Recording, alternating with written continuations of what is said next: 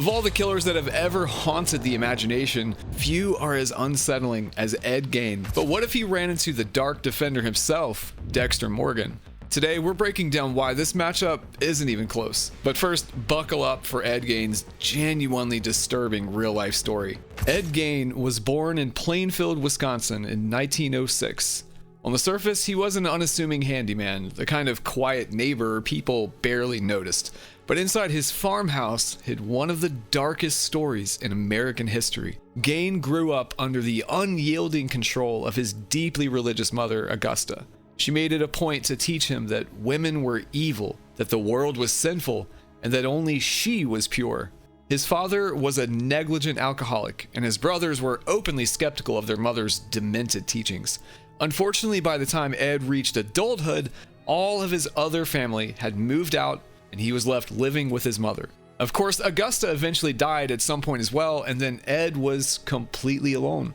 And her death broke whatever fragile sanity he had left. To fill the void of his mother's presence in his life, Gein turned his obsession with her into the deranged mission of bringing her back by becoming her. When Bernice Warden, the owner of a local hardware store, went missing, the hunt for her abductor was on. Her son, who was also the town's deputy sheriff, noticed that the store's last receipt had been made out to one Ed Gein. That connection was all authorities needed to pay him a visit as they desperately tried to find her. When police finally searched his farmhouse in 1957, they found a scene straight out of a nightmare. Investigators truly had no idea what they were about to uncover. When police arrived, they found the front door locked, so they made their way to a shed behind the house, and there they immediately confirmed their worst fears. Bernice's body was found inside. But the real shock came when they were finally able to search inside of the house. The farmhouse was in complete disarray. It was filthy, cold, and dimly lit. It was filled with clutter, newspapers, and a stench that seasoned officers knew all too well, and newer officers would never forget. As they searched the premises, authorities began finding disturbing artifacts made from the human remains Gein had stolen. These weren't trophies in the traditional serial killer sense, but rather the results of Gein's obsession with reconstructing the image of his deceased mother. Given the state of decomposition, investigators realized that many of these items had likely come from local graves that Gein had robbed over the years. And once he was arrested, Gein openly admitted to his habit of visiting cemeteries at night, exhuming female bodies, and taking their parts home. The discovery shocked the entire nation and forever changed the way people looked at quiet, small towns. After his arrest, Ed Gein was soon declared mentally unfit for trial and committed to a psychiatric institution where he would remain for the rest of his life. But the important takeaway is that Gein wasn't a cold, calculating serial killer in the modern sense. He wasn't hunting victims for pleasure or even out of hatred. He was living in a delusional world shaped by grief, mental illness, and obsession. Does that sound like a match for Dexter Morgan? Not really, but let's look at Dexter's background to compare. Unlike Dexter, Ed Gein had no real plan, absolutely no discipline, and obviously no code. Gein's crimes were driven by insanity and compulsion, nothing like Dexter's crimes. Remember, Dexter didn't just wake up one day and decide to be a killer. He was built to be a killer, first shaped by childhood trauma and then molded by the purpose his father, Harry, gave him. We know that when Dexter was only 3 years old, he sat in a pool of his mother's blood after she was brutally murdered with a chainsaw. That moment shattered something in him and replaced it with what he calls his dark passenger, the name he assigned to the uncontrollable urge to kill he lived with every day. That's when Harry Morgan, Dexter's adoptive father and a detective for Miami Metro, found him and almost immediately saw the signs early. Instead of getting Dexter help or trying to rehabilitate him in any real way, Harry taught his son to use and control the urges rather than deny them. This was the genesis of Harry's code, starting with a few unbreakable rules. First, Dexter was never to put himself in a position to get caught, and two, he was only to kill those who deserve it, namely murderers who managed to escape justice. Under Harry's guidance, Dexter learned to blend in and wear the mask of normalcy necessary to abide by the first rule: To make this happen, Dexter studied human behavior with intense focus. He learned how to fake empathy, to mimic emotions, to appear as regular as possible in spite of everything he naturally felt inside of himself. As a result, Dexter became capable of blending into just about any space he entered. Notably, Ed Gein could never accomplish such a feat. People thought he was nice enough, but also found him to be very strange and off-putting. With the exception of Dokes, almost everyone around Dexter thought he was a charming and likable guy who was just a bit quirky or aloof at times. Harry's training was very effective for Dexter, while Ed Gein's mother made him a pariah in their small town. He had absolutely no clue how to blend in. That would be one of the first things Dexter could use against him. Ed Gein stuck out like a sore thumb. And Harry didn't just train Dexter to be normal and ethical, he also trained him to be technically advanced in his craft. He took Dexter hunting, created little tricks and puzzles for Dexter to find his way out of, before ever consenting to letting him kill a human being. Later, Dexter became a master of blood spatter analysis, forensics, and evidence handling. Before you watch any further, I'm happy to finally announce that I'm releasing the first limited drop of my t-shirts. At the start, there are only 100 available, so make sure you buy them while you can at dtmerch.store. Enjoy the video. Today, he worked for Miami Metro, using his knowledge of science and human psychology to pin down the identity of various killers.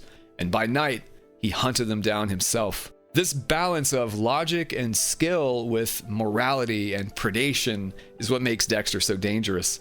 Unlike more disorganized killers, he's not driven by rage or blinded by his urges.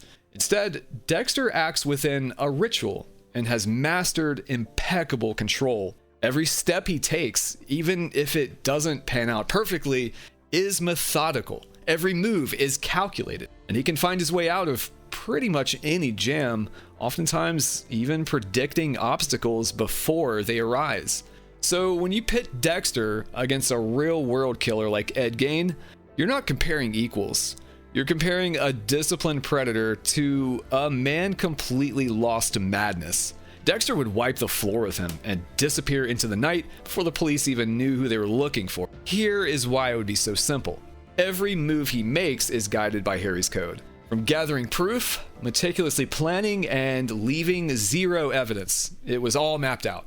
He knows how investigators think, how to trace fibers, how to avoid leaving prints, and how to stage or clean a scene to perfection. Dexter doesn't just understand how to kill, he understands how killers get caught. And Ed Gein was a sloppy killer.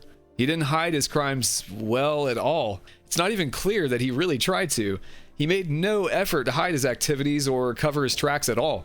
Instead, it seemed that Gein relied on the fact that no one ever came to visit him and that no one cared to investigate grave robbing too seriously. That is where his methods would catch up with him. You see, Dexter wouldn't hesitate to give Gein's residence a visit. Dex regularly breaks into the houses of people he is vetting. If Ed Gein seemed even remotely suspicious, which obviously he does, Dexter would trust his instincts and scope out his house to confirm or clear him of guilt. Just like the police, as soon as Dexter entered the farmhouse, he would be faced with the undeniable evidence of Ed Gein's depravity. The lampshades, clothing, and other projects made from human skin and remains weren't hidden in a safe or locked away. They were on full display throughout the house, and once he found them, Ed would immediately be on Dexter's list. Ed Gein operated with almost no tactical awareness. His crimes were impulsive, messy, and left tons of physical evidence. Dexter would capitalize on that lack of caution immediately and use it to close in quickly and efficiently. But the advantages don't stop there. There is also the matter of psychological control. Dexter's second major edge is his mental discipline. He doesn't act on emotion. For Dexter, every hunt begins only after he has verified guilt and mapped out his steps. Given how lazily Ed Gein went about carrying out and hiding his crimes, Dexter would have no trouble at all tracking him down and maybe even catching him in the act. In this regard, Ed Gein was basically the opposite of Dexter. He lived in a haze of delusion, grief, and obsession with his mother. His thinking was deeply fractured. He was not a keen strategist like Dexter, but a crazed man controlled by and lost in his fantastical notion that he could become his own mother. His thought process was so off base and scattered that there is almost no way he could have seen Dexter coming, no matter how close he got. In any confrontation, Dexter's ability to stay calm under pressure would dominate. While Gein might panic, freeze, or confuse reality with hallucination, Dexter would remain focused entirely on the task at hand. Gein could be dangerous for a short moment because of his delusions, but Dexter would still be able to overpower him in the end. Dexter thrives in pretty much any environment. He can adapt to almost any setting. He can manipulate lighting, use the terrain to disappear, and improvise tools from whatever's available. Like when he had to cover up his attack of Matt Caldwell in New Blood. After hitting Matt in the face with the butt of his rifle and knocking him unconscious, Dexter expertly staged the crime scene to throw investigators off the scent of what really happened, using the snow to his advantage. He knew exactly what to do to make the details of the crime debatable, and he was only successful in doing so because of infrared cameras in the woods and the help from a highly trained outside forensic analyst who knew exactly what to look for in the event that there may have been any foul play. He also staged the crime scene of Dan the Dentist in Season 5 so perfectly that there was no further investigation, and his colleagues sooner attributed the death to autoerotic mummification than assumed Dexter was involved, despite him inexplicably being the first one on the scene. He managed to do the same with the Ice Truck Killer, Miguel Prado, the Doomsday Killer, Travis Marshall, and others after taking them out. Dexter understands the physical playing field better than anyone around him, and it's just another way that he could get the upper hand on someone as disturbed as Ed Gein. Ed Gein was completely dependent on the privacy of his farmhouse. It was his only true comfort zone, but it was also a decaying space that mirrored his mental isolation and the chaos that resulted within it. Move him outside that environment and he'd be exposed, disoriented, and vulnerable. He had no clue how to navigate the world, and he'd essentially be a sitting duck as a result. Dexter would always be 3 steps ahead of someone like Ed Gein, a man who had no way of understanding the people or the world around him in a sophisticated way. Dexter could turn that isolation against him. He'd use the silence of the farm, the clutter, and the darkness to stalk Ed Gein completely unseen. To Dexter, the Gein farmhouse wouldn't be a house of horrors. It would serve as an almost ready-made kill room. Gein's safe little space would become part of his undoing. And let's keep in mind that physically, Dexter is stronger, faster, and more experienced in close combat. Years of subduing victims, using tranquilizers, restraints, and blades have made him efficient and confident against a clumsy dullard like Gein, even being around farm equipment his whole life. Ed Gein was not physically imposing or skilled in any style of self-defense. He relied on his unassuming nature and victims who couldn't fight back. In a direct confrontation, Dexter's brute force and conditioning would end the encounter in seconds. Gein had to be at least a bit strong, of course. After all, he did dig up graves and haul corpses when he wanted to, and that takes a level of strength that is at least slightly above average. Still, there's no way that the scrawny, untrained Gein would be stronger than the jiu-jitsu-trained Dexter, who regularly moved bodies and fought people far more experienced in hand-to-hand combat than Gein ever was. When it comes to strength and mobility, Dexter comes out on top, no question. Finally, we can't forget Dexter's most underrated weapon, his moral clarity. Dexter's code gives him purpose and direction. It serves as a psychological compass that almost always keeps him focused. Dexter's care for the mentally disturbed could have served as a momentary advantage for Ed Gein, but in the end, it is unlikely it would have saved him, and if it did, it wouldn't be because Dexter was incapable of catching and killing him, but because he chose not to. If we recall the case of Jeremy Downs, Dexter's concern for people who aren't fully in charge of their actions is made clear. Jeremy was a teenage boy who Dexter came into contact with after a classmate of his wound up dead. It came to light that Jeremy had been violent in the past, and after that, it was revealed that he was the victim of sexual assault as a younger child. He acted out of a numbness and the lack of support or psychological guidance that could have saved him and his victims from their terrible fates. Dexter spared his life once and tried to help him avoid prison later because he took pity on Jeremy. He saw the young man's lot in life very relatable and thought his actions to be outside of his control, almost like a mirror image of Dexter's biological brother, the ice truck killer. He could have seen Ed Gein in a similar light. Ed Gein didn't kill for sexual gratification, he didn't revel in the suffering of his victims, and he didn't target random, weaker individuals with the hope of getting away with it. He didn't cover up his crimes well, if at all, and he didn't seem to have a clear idea of what's right or wrong. He was only focused on recreating his late mother, and unfortunately for the people of the town he lived in, that meant that their loved ones, both living and past, would be used to help him do so. If Dexter knew how crazy Gein really was, he could have had a brief lapse in his own urges to kill him and decided that he was not mentally developed enough to die on his table.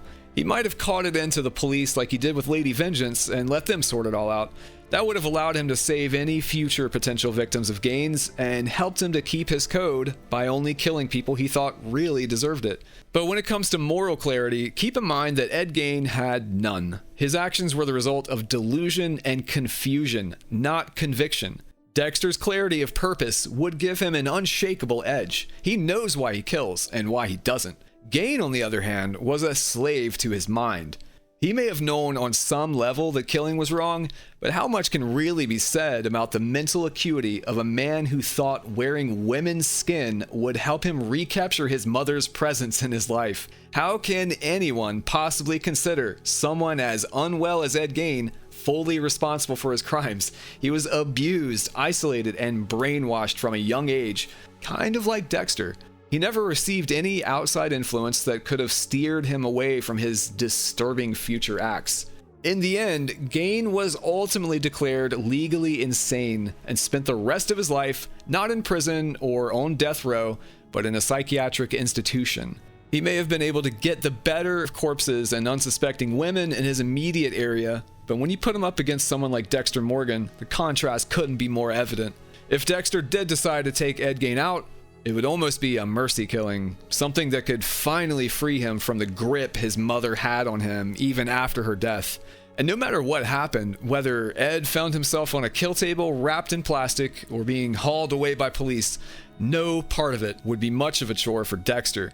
When it comes to this matchup against a killer whose biggest strength is his interior decorating skills, Dexter gains the upper hand. What do you think Dexter would do if he had to face Ed Gein? Let us know in the comments below. And if you like this breakdown, check out our video on Dexter versus Jack the Ripper. As always, thanks for watching, slash the like button, and don't be a sinner, wipe your shoes on the way out.